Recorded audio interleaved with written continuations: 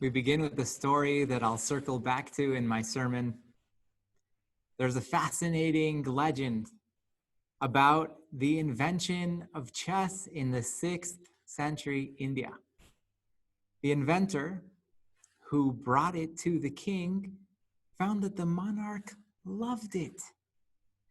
It was miniature war, challenging, a puzzling battle of wits.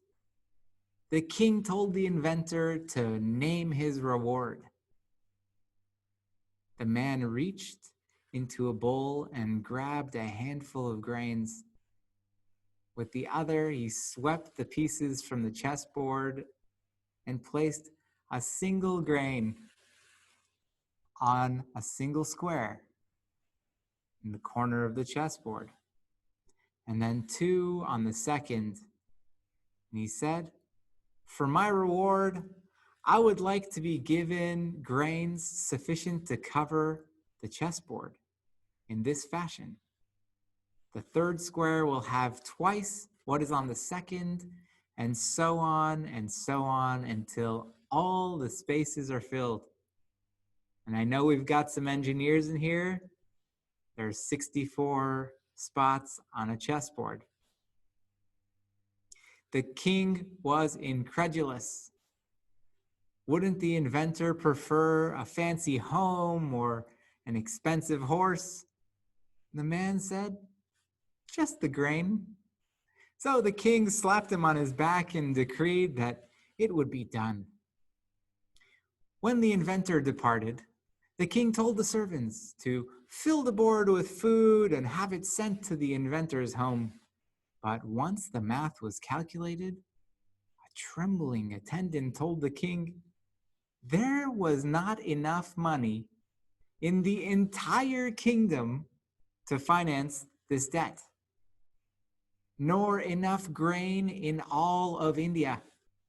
In fact, if the entire surface of the earth were covered in a layer of grain, it would need to be twice as big in order to equal the amount of grain required. How did the sum get so big?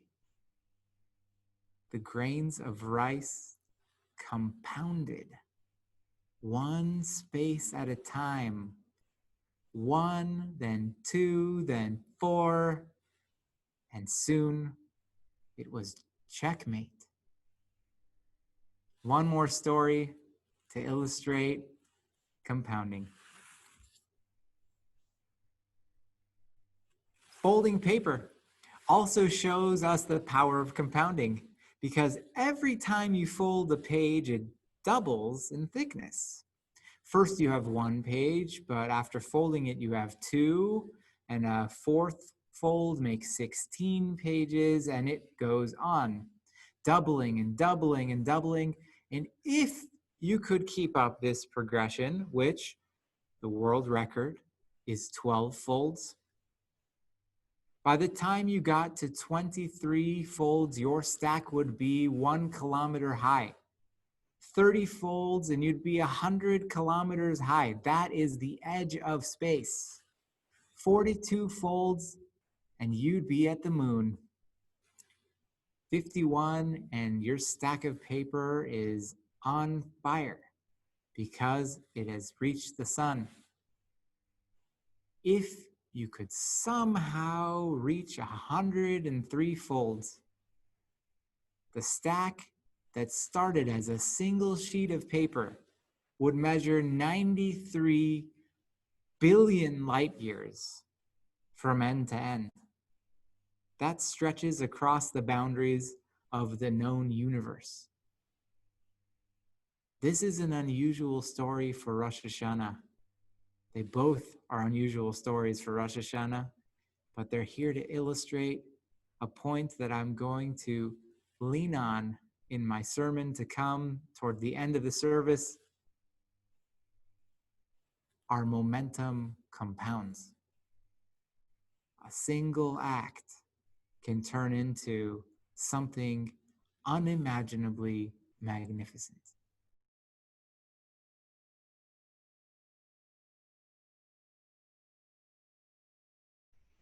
Imagine if you could live your life awake. Wow. Imagine if you could actually walk through life with eyes open to see how amazing it all is. Instead of getting stuck in the mire of life's complexities, your to-do lists, emails, errands, instead of feeling trapped, angry, bitter, you felt free. You felt light, at peace, in wonder. To feel how wow this really is. That's what happens when you begin to wake up. I'm living proof of it. And the tools you need are right here, right now, right within our tradition. Don't get me wrong. I have problems too. There's always going to be dishes and laundry. Those are facts of life. But I'm here to tell you, you've got to do this. It only takes one moment. If you put in the right kind of energy and with the right kind of intention, a single moment can set your entire life course in the right direction. Take it from me, it happened to me. Rosh Hashanah comes to remind us, if we didn't already learn it through the pandemic, that life is precious. This day is trying to remind us that we are only here once. We're not going to get this life back. Last year is gone, over. If you plan to do something between last year and today and didn't, that time is gone. Every moment is a moment that will never return. There's no guarantee that we're going to make it to the next Rosh Hashanah. Seriously, though, there's no guarantee we make it to the end of this day.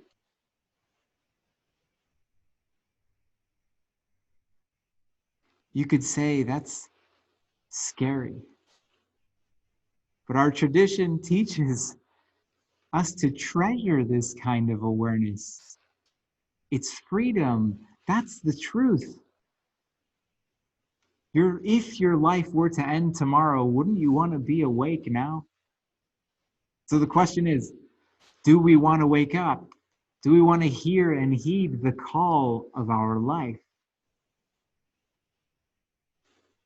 Will we respond to our imperative to be awake, to wake up and live our lives the way we were meant to live, aspiring? Do we want to be free? Because if we do, our tradition will support that, not just today, not just on Rosh Hashanah. Rosh Hashanah is only the reminder that it's a choice. Be awake and alive and free, or sleepwalk through life and waste it. The Shema, probably the most famous of all our Jewish prayers. One of the lines within it teaches us a wisdom I think is nothing short of pure genius. It says, why do these commandments? Why should you do all of this? Leman yirbu yimechem, so that your days will multiply on earth. What? What does that mean, multiply your days on earth? Will I somehow live longer? Is this some magical incantation? In some way, it is. I don't think it's literal. Its genius is in saying, if you don't wake up, if you just live your life paying no heed to what's calling you to be greater on autopilot, with no ambition, no higher calling, your life will seem miserable. It'll feel hard, like a living death. That's how I used to feel. It's saying this life is amazing. It's miraculous. And if I'm awake to it, if I recognize how amazing it is to be alive now, my days will be full and bursting with life. If you pay attention, aim your life for the heavens, your days will multiply in their aliveness, in their vitality. But Rabbi, I'm good. I like my life. I'm comfortable. Autopilot is not so bad. I give money to the poor. I volunteer. I'm good. But we can do better. We can all do better. Those of us who sleepwalk on automatic, like myself, half the time, we can all do better. The tradition is saying these commandments will help you do it better. Not commandments, they're invitations to enhance, to amplify, to maximize your life, to recognize how precious these moments are. We'll never get them back. It's not so easy, Rabbi. I read an article recently that said that 45% of our lives are habitual, automatic, unthinking. Researchers say our brains are just saving energy. It takes more energy to be thoughtful, to be awake, to be purposeful, to think about what you're doing. And since we don't have unlimited energy, our brains come up with habits to preserve energy, be more efficient. So it makes things automatic. The things we do every day become automatic. But here's what they didn't say, that with practice, you can make the automatic purposeful. You can take your life out of autopilot. I'm not going to sugarcoat it. Paying attention to our lives is hard, especially in the beginning. It takes so much energy, fuel, but who has the energy for that? It's worth it. I'm telling you, it's worth every bit of energy. We have this opportunity as Jews, as people of faith, to take and leverage the ancient wisdom handed to us. It's a gift from our ancestors, from God, to make these automatic parts of our life purposeful, meaningful, infused with wonder, to actually use the moments that we take for granted and let them serve us. We can employ our wisdom to support our freedom. How do we do that? First, like we're doing today, we take stock of our lives. We pause and reflect. How am I living? Where am I now? Then we take aim. How do I want my life to look? How do you want this year to look? How do you want this day to look? What kind of life would you like to live? In these precious moments, the moments we will never get back. Human beings, like all things, don't arise all at once. Nothing does. But the greatest things in life so far in my life always start with one moment, a single moment, and then another. And our tradition teaches mitzvah goreret mitzvah. One connected moment, one awake moment brings another. Mitzvah goreret mitzvah. It's saying if you put in the effort for one moment, rising above yourself, paying attention, taking in how amazing this life is, you will get a reward. You'll get another moment. The energy you put into taking that difficult step out of the automatic, it will be rewarded with momentum. Again, it's not saying easy. It may be hard. It will take energy, maybe lots of energy, especially initially, to pay good, close attention. to develop new habits that can uplift your life. But what happens is that energy begins to compound. What seems like only just a single moment, and then another, in the end becomes compounding momentum. That's what the king in the story we began with underestimated. That's how, through our tradition, God changed my entire life from edge to edge. Here's a few tools that I used from our tradition to help you get started. A roadmap. Our sages taught us pray 3 times a day. Why do you think they said that? Why do you think we need that? It helps us build momentum. But you only have to start with one. Choose one and let it build from there. Every morning, we're invited to wake up, to begin our day with mindfulness. Before you even get out of bed, say, wow, I'm alive. Another day. That was not guaranteed. You can meditate, or you can pray, or you can sit with your cup of coffee or tea and enjoy it.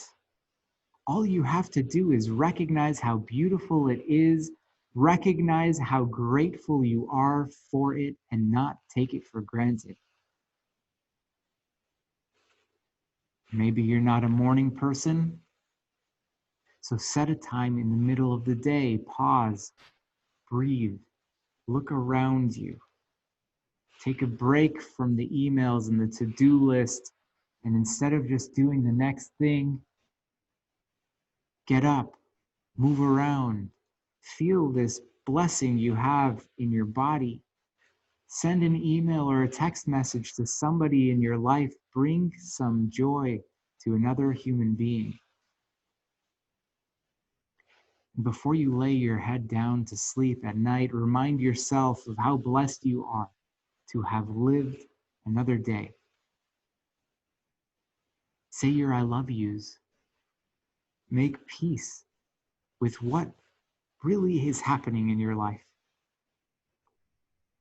There's no guarantee you'll wake up tomorrow. But if you do, may that sleep be something that replenishes you, that energizes you so that you can awake refreshed in the morning. I wouldn't be a good rabbi if I didn't also remind you that Shabbat is not only here today, but every week. It's here to nourish you, to help replenish you, to rest, to refresh. Use it. Allow the wisdom of your ancestors to teach you, to help you reset yourself, to help you create momentum like it did for me. The story of the king and the grains, the folding of the paper, a little bit misleading. They lead you to believe double, 1, 2, 4, 8. I'm here to tell you, forget about the doubling. Start with 1. That's all it takes. Because our tradition says, just do 1, it will bring another 1. Even without doubling, in the end, you'll still have momentum. The momentum is what you're aiming for. And when you take the accumulation of those moments, single moments, before you know it, your entire life has changed. You don't need to take my word for it. Try it. See how it impacts you. 1 moment at a time. See how it sweetens your life, makes it better. Hashanah Tova, may it be a sweet, good year.